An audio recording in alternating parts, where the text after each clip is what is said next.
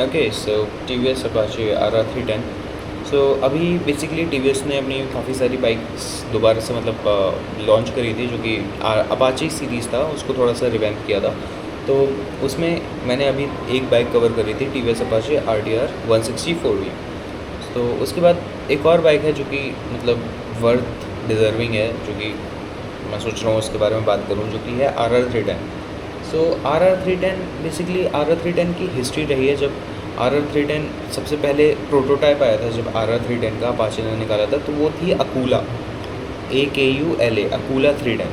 तो वो काफ़ी ज़्यादा बाइक शार्प थी, मतलब काफ़ी दिखने में लगा था कि भाई स्पोर्ट्स बाइक कुछ तो निकलने वाली है अपाचे की तरफ से, मतलब टीवीएस की तरफ से। उस टाइम पे नाम भी कंफर्म नहीं था कि नाम जो है वो अपाचे RR 310 जाएगा कि क्या जाएगा, अकूला ही नाम था। थोड़ा अकूला मतलब मैंने सर्च किया, अकूला का मतलब होता है कुछ कुछ तो सबमरीन टाइप का, कुछ तो फिश टाइप का, वैसा टाइप का शेप, तो वैसा कुछ होता है, सर्च कर लेना अकूला। तो उसके बाद अपाचे RR 310 ड्रॉप हुई थी। अपाचे RR 310 दो कलर में ड्रॉप हुई थी, एक ब्लैक में और एक शायद रेड में। शायद रेड में हुई थी, ये मेरे को कंफर्म नहीं है, लेकिन ब्लैक में हुई थी। वो ब्लैक कलर सेम अकूला वाला था, मतलब वो ब्लैक कलर काफ़ी ज़्यादा मतलब देखने में लगता था कि भाई कुछ तो बढ़िया बाइक लगती थी वो ब्लैक कलर। वो मुझे अभी भी पसंद है। उसमें छोटा सा अपाचे RR 310 होता था, बस छोटा सा, और पूरी ब्लैक आउट होती थी भाई, क्या मज़ेदार लगती थी वो। फिर उसके बाद अपाचे ने अपनी बाइक में थोड़े और चेंजेस किए, उसका इंस्ट्रूमेंट क्लस्टर चेंज किया, इंजन चेंज किया, कलर चेंज किया, पेंट स्कीम वगैरह जैसे सामने दिख ही रहा है। तो अभी अपाचे मेरे ख्याल से 3 कलर में आती है, जो कि इनका रेड कलर है, एक ब्लू कलर है और एक ग्रे कलर है, बॉम्बर ग्रे शायद कुछ कलर का नाम है इसका। काफ़ी सारे चेंजेस हैं, इंजन में भी चेंजेस हैं। जो पहले इनिशियल में आती थी उसमें उसमें तो कुछ शायद मेरे ख्याल से लिमिटर वगैरह भी नहीं होता था, तो उसकी स्पीड भी भले ही पावर कम थी, लेकिन स्पीड टॉप स्पीड भी ज़्यादा चली जाती थी वो, क्योंकि उसमें लिमिटर नहीं आता था। अभी इनमें थोड़ा बहुत लिमिटर आ जाता है, तो उसकी वजह से पावर टॉप स्पीड उतनी नहीं जाती है, लेकिन पावर थोड़ा सा चेंज करी है उन्होंने, 34 PS से 38 PS करी है, तो पावर डिलीवरी अच्छा है। बट अभी टॉप स्पीड में शायद उतना क्लेम नहीं आया है, जितना मेरे ख्याल से 170 kmph तक इसकी टॉप स्पीड जाती है। क्लेम्ड इसका पता नहीं, क्लेम्ड मेरे ख्याल से 160 kmph तक होगा, लेकिन टॉप स्पीड अगर देखा जाए तो 170 kmph तक जा सकती है ये बाइक मेरे ख्याल से, क्योंकि मैंने शायद किसी का वीडियो देखा था तो उसमें 170 km/h तक गई थी ये बाइक। तो अभी इसमें इन्होंने यहाँ पे नीचे मेंशन किया हुआ है, crafted from the track weapon that clock the top speed record of 215.9 km/h। तो ये बेसिकली मतलब जो कि अनवांटेड चीज़ें थी सारी बाइक्स में से निकालने के बाद ये बाइक 310cc की जो बाइक है वो 215.9 km/h की स्पीड अचीव करी है ट्रैक पर, ऐसा है इसमें। और अब आते हैं नीचे, तो इन्होंने नीचे अपना मेंशन किया हुआ है, देख प्रोडक्ट पे जाते हैं, तो प्रोडक्ट पे इन्होंने एक्स शोरूम अपनी प्राइस मेंशन करी है 2.7 लाख, और ऑन रोड अपनी 3.16 लाख तक जाती है। नीचे साइड में इन्होंने ये भी मेंशन किया हुआ है कितने सीसी का इंजन है, 312.2 सीसी का इंजन है, 38 PS की पावर जनरेट करता है, और 0 to 60 km/h का इन्होंने क्लेम किया हुआ है 2.82 seconds. So that is briefly about the RR 310। अभी इसका मल्टी इन्फॉर्मेशन रेस कंप्यूटर इन्होंने यहाँ पे मेंशन किया हुआ है, कर सकते हैं यार, हाँ एक second, multi information race computer. तो TVS Apache RR 310 has ahead in the race to finish line और जस्ट ऑन द ट्रैक। फालतू की बकवास। 5 इंच का TFT क्लस्टर है, जो कि काफ़ी मतलब फीचर्स पैक करता है। एक्चुअली 300cc में अगर तुम देखने जाओगे, सबसे ज़्यादा उल जलूल चीज़ें जिस बाइक में मिलेगी वो इसी बाइक में मिलेगी। उल जलूल नहीं बोलूँगा, क्योंकि काफ़ी सारी चीज़ें हेल्पफुल भी होती हैं लोगों के लिए, ठीक है, मतलब, लेकिन 300cc बाइक में अगर वो चीज़ें आपको मिल रही हैं तो वो जस्टिफाइड है कि हाँ ठीक है चलो काम आएगी। वही कुछ चीज़ें जो 164B में डाल दी गई हैं वो मुझे उतना सेंसिबल नहीं लगता कि फालतू की चीज़ें हैं। 160cc सेगमेंट के हिसाब से वो थोड़ा गिमिक लगता है, 300cc के हिसाब से थोड़ा सा ठीक लगता है। अभी इसमें नीचे मेंशन किया हुआ है craft to urban, ride mode, urban, क्या लिखा हुआ है ये पता नहीं। 3 मोड मिलते हैं मेरे ख्याल से, स्पोर्ट, अर्बन, रेन, क्योंकि हमेशा से 3 ही मोड मिल रहे हैं। तो स्पोर्ट मोड में अपने को टॉप पावर मिलेगी 38 PS की, अर्बन और रेन में थोड़ी कम हो जाएगी, 30 PS के अराउंड पावर कम हो जाएगी, आई मीन 30 PS तक कम हो जाएगी, ठीक है।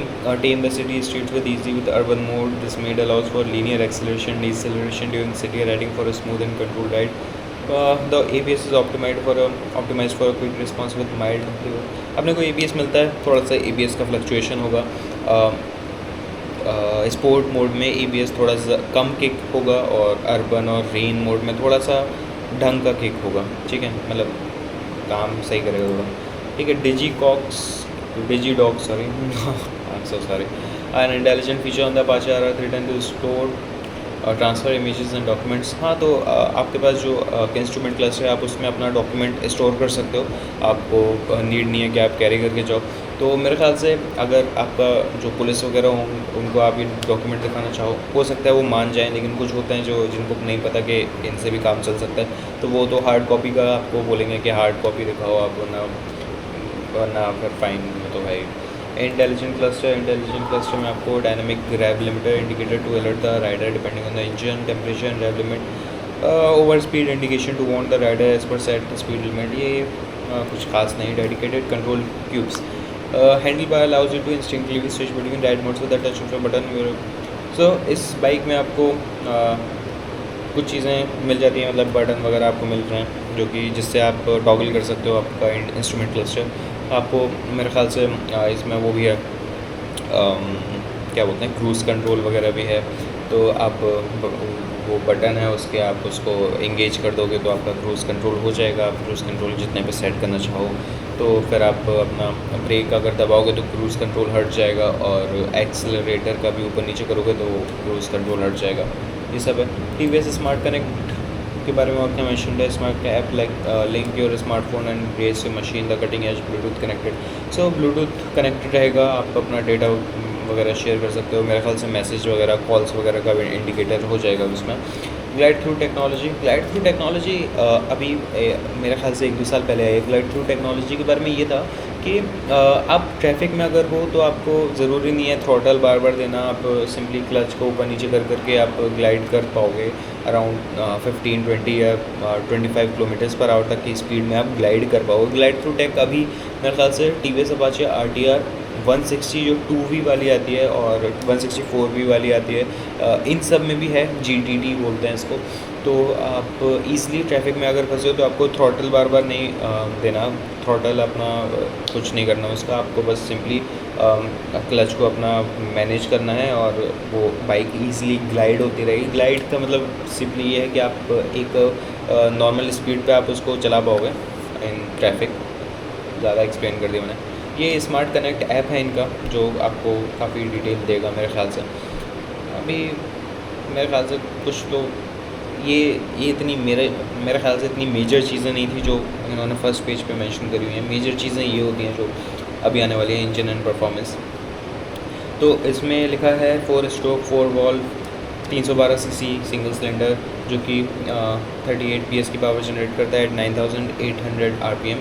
तो अराउंड 10,000 RPM अगर क्लॉक कर जाती है तो इसकी टॉप स्पीड भी 165 kmph तक होनी चाहिए, 9800 RPM।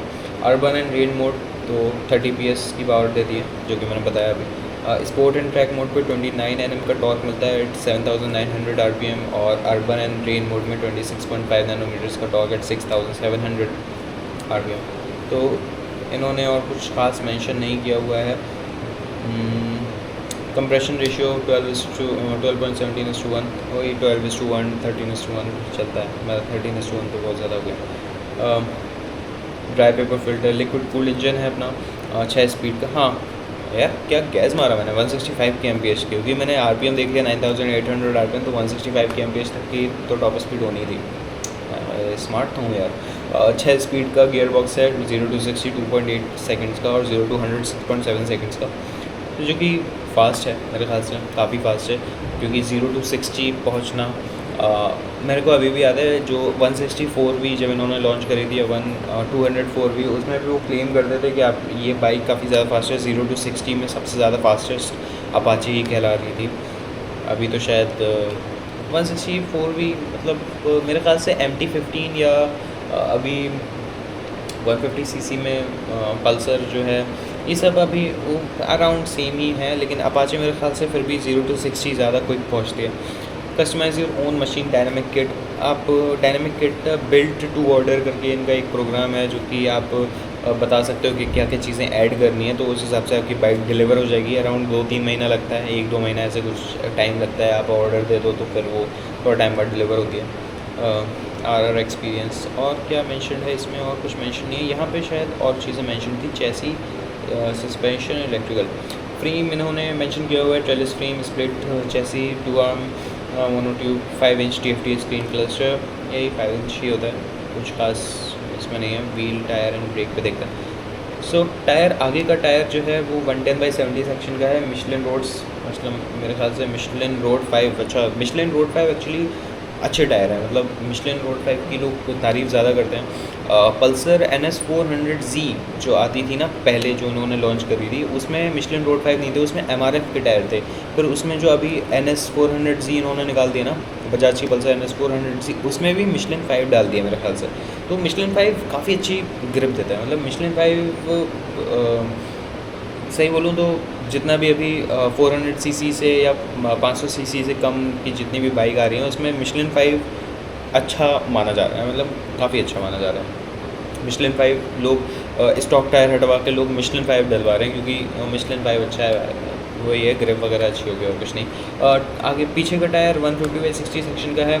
150/60 सेक्शन मैं फिर से मेंशन करना चाहूँगा, 150/60 सेक्शन का टायर आपको बहुत जगह मिल रहा है एक्चुअली। जो अभी NS 400Z जिसका मैंने बताया, पल्सर NS 400Z, उसमें भी 150/60 सेक्शन का पीछे का टायर है। और ऐसी कुछ बाइक्स हैं जिसमें आपको 150/60 सेक्शन का मिल जाता है। गोरिल्ला जो 450 आती है उसमें 160 मिलता है। मेरे ख्याल से जो हंटर है, हंटर 350, उसमें 150/60 सेक्शन का टायर है, 140/60 सेक्शन का टायर है। वो मेरे को अभी कंफर्म नहीं हो रहा, अभी मेरे को नींद आ रही है, मैं थका हुआ हूँ थोड़ा सा। आगे का डिस्क इसमें मेंशन्ड है 300 मिलीमीटर्स का पेडल टाइप, पीछे का 240 मिलीमीटर्स का पेडल टाइप। अगर मैं कंपेयर करूँ इसको, इस डिस्क को कंपेयर करता हूँ, तो डिस्क जो है आपको अभी जो इन्होंने वो निकाली है ना, ड्यूक 160, हाँ ड्यूक 160, यार मैं भूल गया, ड्यूक 160 का भी एक्सेलरेशन ठीक ठाक है। तो ड्यूक 160 जो अभी निकाली है ना, उसमें जो आगे का डिस्क है वो भी RC 390 वाला है, तो वो अराउंड 320 मिलीमीटर्स का डिस्क है। मतलब इसमें 300 का है, उसमें 320 मिलीमीटर्स का डिस्क है। तो उसमें एक्चुअली वो वाला डिस्क ना थोड़ा सा ज़्यादा हॉलो टाइप का है, तो उसमें हीट ज़्यादा डिसिपेट होती है, मतलब उसमें वो गर्म नहीं होता, वो ब्रेकिंग थोड़ी ज़्यादा अच्छी रहती है। इसीलिए ये बात मैं बताता हूँ, देखो हाँ, जो डिस्क ब्रेक होता है तो उसमें छेद क्यों होते हैं, उसमें छेद इसलिए होते हैं ताकि जो डिस्क है ना वो गर्म ना हो जाए ज़्यादा, वो गर्म ना हो जाए तो ब्रेकिंग पे थोड़ा सा असर पड़ता है। तो अगर वो ज़्यादा गर्म हो जाती है तो ब्रेकिंग थोड़ा सा डिस्टर्ब करती है, इसलिए कोई भी डिस्क आप देखोगे ना तो उसमें छेद होते हैं, बीच में छेद। तो डिस्क का एरिया आप बड़ा कर दोगे तो ब्रेकिंग भी ठीक होती है, और अगर हॉलो कर दोगे तो थोड़ा सा ब्रेकिंग अच्छी होती है, और कोई बात नहीं। तो इसमें मेंशन है डिस्क पीछे वाला 240 मिलीमीटर्स का with 3 ride modes, brake fluid .4 डलता है इसमें। Dimension, weight and fuel tank की बात करते हैं तो हाइट अपनी 1135, weight 786, wheel base, saddle height 810 millimetres की, तो आपको सीट हाइट जो मिल रही है वो 810 मिलीमीटर्स की है। तो मेरे ख्याल से 5657 जो सीट हाइट है, सीट हाइट है, जो एवरेज हाइट है इंडियन की, उसके हिसाब से ठीक है, एवरेज है, चल जाएगा। मतलब 810 मिलीमीटर्स थोड़ा सा मतलब 1 सेंटीमीटर थोड़ा सा टॉल होता है, क्योंकि 800 मिलीमीटर्स तक की हाइट आप आराम से मैनेज कर सकते हो। 810 मिलीमीटर्स की हाइट मेरे ख्याल से R15 V4 में भी है, तो उसमें देख लेना एक बार, किसी के पास हो तो एक बार मैनेज करके देख लेना। अगर आप वो चला पा रहे हो, वो हैंडल कर पा रहे हो, तो आप ये भी हैंडल कर लोगे। लेकिन R15 V4 हल्की भी है, ये बात भी रखना दिमाग में, क्योंकि वो 150 kgs तक की है, शायद 150 अराउंड, कुछ 150 से कम ही है। तो कर्व वेट इसका 174 kg है, जो कि थोड़ी सी हैवी है, मतलब ठीक है, 174 kg अच्छा वेट है। क्योंकि अगर इसके बाकी बाइक से बात करें, RC 390 वो तो हल्की है, खैर वो 160 kgs तक की है शायद, मेरे को, मैं देख के नहीं आया हूँ, मेरे को जितना याद है वो उतना ही याद है। मैक्स पे लोड 130 kgs, आप 130 kgs तक बढ़ सकते हो। क्या, अच्छा फ्यूल लिखना था यहाँ पर, फुल लिखा हुआ है ना, फुल फ्यूल 11 लीटर्स का, तो 11 लीटर्स के हिसाब से कम है। 312 cc अगर आप इंजन दे रहे हो तो मेरे ख्याल से 13-14 लीटर्स का तो होना ही चाहिए, क्योंकि अगर कोई बंदा इसको घसीट करके चलाएगा तो वो जल्दी ख़त्म हो जाएगा फ्यूल। सो बस मेरे ख्याल से इतना ही मेंशन है। थोड़ा सा इसका लुक बल्की है, अगर मैं आउट ऑफ दिस कॉन्टेक्स्ट बात करूँ, थोड़ा सा इसका लुक बल्की है, थोड़ा सा ट्रैफिक में चलाने में मुश्किल हो सकती है। एक्चुअल में पूरी स्पोर्ट्स मोटरसाइकिल नहीं है, थोड़ा सा स्पोर्ट टूरर कैटेगरी में आती है, एकदम स्पोर्टी राइडिंग पोजीशन भी नहीं है इस बाइक का।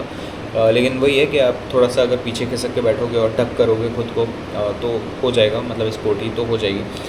और बल्कि है, इसका एक चीज़ मेरे को पसंद नहीं है जो कि इसका है, क्या बोलते हैं उसको, अरे एग्जॉस्ट थोड़ा सा ज़्यादा मोटा सा है। तो मेरे ख्याल से कॉर्नरिंग वगैरह करने में जितना ये फ़ोटो लगी हुई है ना, जितना ये कॉर्नरिंग बंदा किया हुआ है, मेरे ख्याल से साइलेंसर टच हो गया होगा पीछे का एग्जॉस्ट। क्योंकि मतलब एग्जॉस्ट थोड़ा सा ज़्यादा निकला हुआ सा है, बाहर बल्कि सा है। तो अकूला जो 310 है ना, उसमें उन्होंने खैर पतला सा एग्जॉस्ट लगाया हुआ है, वो तो आफ्टर मार्केट कुछ तो लगवाया होगा उन्होंने, क्योंकि प्रोटोटाइप बाइक है ऑफ कोर्स। तो बस एक चीज़ मेरे को पसंद नहीं है जो कि इसका एग्जॉस्ट है। और बाकी इन्होंने जो और चीज़ें भर रखी हैं वो मैंने मेंशन नहीं करी। इसमें विंगलेट लगा दिए। विंगलेट अराउंड 3 kgs का डाउन फोर्स जनरेट करते हैं, जो कि टॉप स्पीड पे मेरे ख्याल से 3 kgs ठीक है। अब बस लुक्स भी इनहेंस हो रही है, ठीक है, लगा दिए तो लगा दिए, कोई बात नहीं। और क्लियर क्लच कवर करा हुआ है इन्होंने, जो कि मतलब आप थ्रॉटल दोगे तो वो घूमता हुआ दिखेगा, जो कि मतलब डुकाटी पानी वाले या H2R वगैरह ऐसी टाइप की बाइक्स में आपको मिलता है। तो ठीक है, ये कुछ फ़ीचर्स हैं जो आपको बाकी बाइक्स में नहीं देखने को मिलते हैं।